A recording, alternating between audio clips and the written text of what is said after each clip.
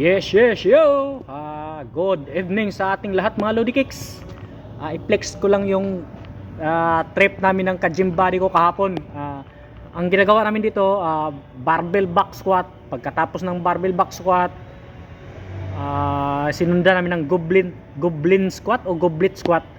Tapos push up plus 75 pounds sa likod. 5 reps lang yung nagagawa ko, pero sinubukan namin. Ganun lang ka-basic yun.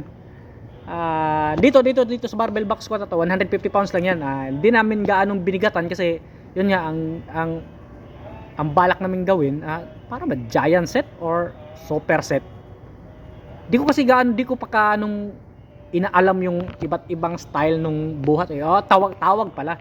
Meron na akong idea kung paano pagsabay-sabayin yung workout, pero yung term, di pala. Di ko na ano yung term. Dito naman, ilang repetition ba to? 7 or 8.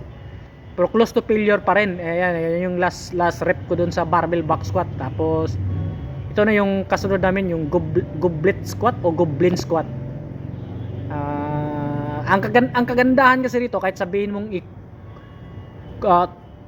to failure yung set, safety ka. Hindi kagaya pag sa barbell back squat, hanggang close to failure lang talaga. Kasi dito naman sa pinagbubuhatan naming gym, walang squat rack kasi yung walang squat rack yung squatting area nila. Kaya mahirap mo talaga siya isagad ng yung barbell back squat up to failure, o kaya close to failure lang talaga yung advisable dyan. Kasi kahit pa sabihin mo may spatter ka, pagka bumigay na talaga yung katawan mo, hindi na talaga kayang saluin pa ng spatter. Kasi marami na tayong nakikitang mga nagba-barbell back squat na may mga spatter pero na-aksidente pa rin. Huli kong nakikita powerlifter talaga yun. Diyan talaga yun sila eksperto sa pagbubuhat ng napakabigat.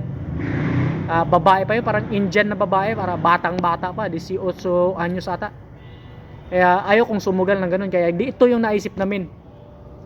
Close to failure lang sa barbell back squat, tapos sinundan ng goblin squat, o ano ba yung tamang pronunciation dyan, eto na naman, ang katwiran kasi namin dito sa barbell back squat at saka goblin squat kasi, ang ginagamit mo lang legs.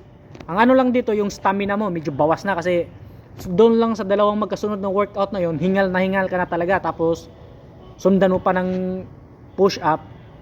Yun naman yung nito, kaya ilang repetition lang yung nakakaya ko. Siguro kung puro push up lang talaga, counting warm up tapos diretso ganyan, hindi lang siguro 5 repetition yung makakaya. Baka maka 7 o hanggang 10, basta may ganyang pabigat. Sige, dyan lang kasi parang naka 5 repetition na nga ako dyan lalo na pagka hindi pa pagod doon sa umpisa. Kaya medyo mayabang ako dyan kasi malakas ako biglang nagiging mayabang. Di ganun lang talaga, kahit ano pa sasabihin ko talaga, pag ayaw nila sa pagmumukha, galit talaga yan sila. Let's go, pick weights!